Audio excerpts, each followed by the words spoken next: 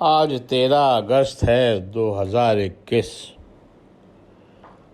رات خواب میں دیکھا کہ ذل الہی کا واٹس ایپ آنے کے تھوڑی دیر بعد ہی بریگیڈیئر صاحب مجھے لینے کے لیے آ گئے۔ بیس پہ پہنچ کے جیسے ہی چرخے میں بیٹھا تو دیکھا کہ ذل الہی پہلے ہی سے تشریف فرما ہے۔ میں نے بڑی معذرت کی۔ میرے بیٹھتے ہی چرخہ پشاور کی طرف روانہ ہو گیا۔ ذل الہی سارے راستے خاموش رہے، لیکن جیسے ہی دور سے خیبر پاس نظر آنے لگا، ذل الہی ایک دم بولے کہ دادا، خیبر پاس کی چوڑائی 32 کلومیٹر سے زیادہ نہیں ہے، لیکن یہ انڈین سب کانٹیننٹ کے سب سے طویل اور سب سے مہنگے 32 کلومیٹر ہیں۔ آپ مودی کو یہ کیوں نہیں سمجھاتے کہ آج تک کسی انویڈر نے خیبر پاس کو مشرق سے کراس نہیں کیا ہے۔ جو انویڈر بھی آیا ہے وہ افغانستان سے انڈین سب کانٹیننٹ آیا ہے۔ انگریزوں نے بھی 3 کوششوں کے بعد ڈیورینڈ لائن پہ اکتفا کیا اور پختونوں کو 2 حصوں میں بانٹ دیا، جس کی دنیا آج سزا بھگت رہا ہے۔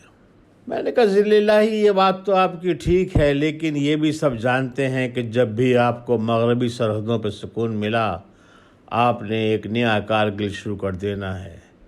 کہنے لگے دادا، سکون ملے نہ ملے مغرب میں، نیا کارگل تو ہم نے شروع کرنا ہی ہے، دیر سویر۔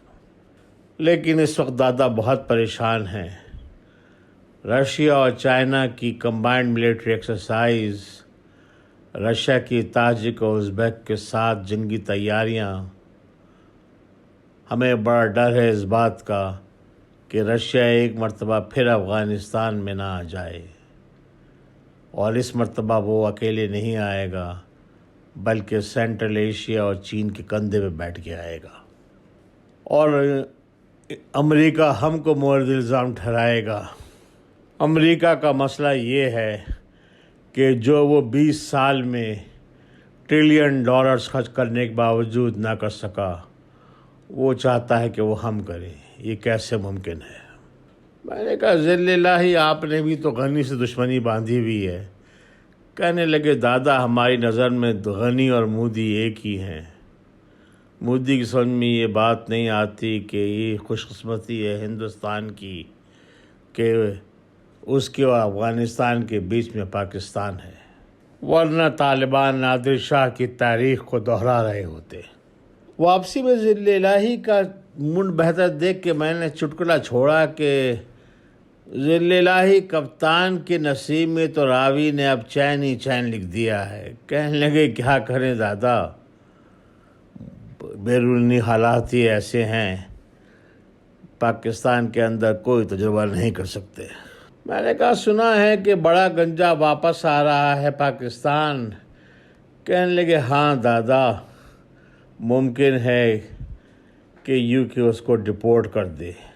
میں نے کہا ذل الہی ایسا کیوں؟ کہنے لگے دادا، امریکہ، برطانیہ اور انڈیا کو یہی سوٹ کرتا ہے کہ بڑا گنجا پاکستان میں آ کے کچھ بے چینی پھیلائے۔ میں نے کہا ذل الہی، کپتان جلدی الیکشن کرانے پہ کیوں زور دے رہا ہے؟ کہنے لگے دادا، نون لیگ ٹوٹ پھوٹ کا شکار ہے، سائیں کے گھوڑے لنگڑے ہیں، حالات معاشی پھر بھی بہتر ہیں اب، اور ہمارے ہاتھ پاؤں بیرونی حالات کی وجہ سے بندھے ہوئے ہیں۔ کپتان کو اس سے اچھا موقع نہیں مل سکتا۔ میں نے کہا چھوٹا گنجا؟ کہنے لگے وہ ضد کر رہا ہے کہ اس کو واپس جیل بھیج دیا جائے۔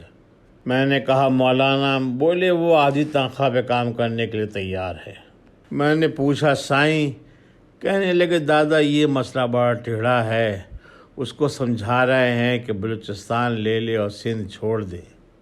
میں نے کہا ایسا کیوں؟ کہنے لگے دادا، کراچی کے لیے کچھ کرنا ضروری ہے، اس کے لیے 2 ہی آپشن ہیں، یا تو سندھ کو 2 حصوں میں بانٹ دیا جائے، یا سندھ کو سائیں سے چھڑا لیا جائے۔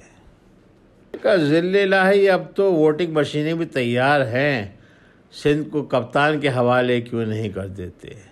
کہنے لگے نہیں دادا، سائی نہیں مانے گا، شاید وہ سندھ کو چھوڑنے پہ تیار ہو جائے لیکن کپتان کو دینے کے لیے تیار کبھی نہیں ہوگا۔ میں نے کہا ایک بات بتائیے ذل الہی کہ ایک دم کراچی کی محبت کیسے آپ کے دل میں جاگ گئی؟ کہنے لگے دادا ہم یہ نہیں چاہتے کہ اب ایک اور الطاف کراچی میں پیدا ہو، اس لیے کراچی کا حل نکالنا بہت ضروری ہے۔ دوسرے یہ کہ ہمارے اخراجات پورے نہیں ہوتے ہیں، یا تو 18ویں ترمیم ختم ہو یا کراچی فیڈرل ٹیریٹری بنے، دو میں سے ایک کا ہونا ضروری ہے تاکہ بجٹ بن سکے۔ میں نے کہا ذل الہی اس کا تو مطلب یہ ہے کہ اگلی حکومت بھی کپتانی کی آ رہی ہے۔ کہنے کہ دادا آپ باہر کے حالات دیکھ تو رہے ہیں، اس میں ہمارے پاس دو ہی آپشن ہیں، یا تو کپتان یا پھر چھوٹا گنجا۔ لیکن چھوٹے گنجے کے ساتھ مسئلہ یہ ہے کہ اس نے پیسے بہت کھا لیے ہیں، کچھ دیتا بھی نہیں ہے، اور اس سے بھی بڑا مسئلہ یہ ہے دادا کہ اس کا بڑا بھائی اس کو نہیں چھوڑتا ہے۔ کپتان کے ساتھ آسانی یہ ہے کہ تھوڑی تھوڑی عقل آنا شروع ہو گئی ہے، اور ایک ٹیمپو بھی بن گیا ہے، گلگت بلتستان، پھر کشمیر، پھر جنرل الیکشن، کسی کو بھی حیرانگی نہیں ہوگی۔ میں نے کہا ذل الہی کراچی کا کیا ہوگا پھر؟ کہنے لگے وہاں تو کمال ہی کچھ کمال دکھائے گا۔ ان کی بات سن کے مجھے اتنی زور کی ہنسی آئی کہ بے اختیار آنکھ کھل گئی۔ بہت شکریہ نعمان۔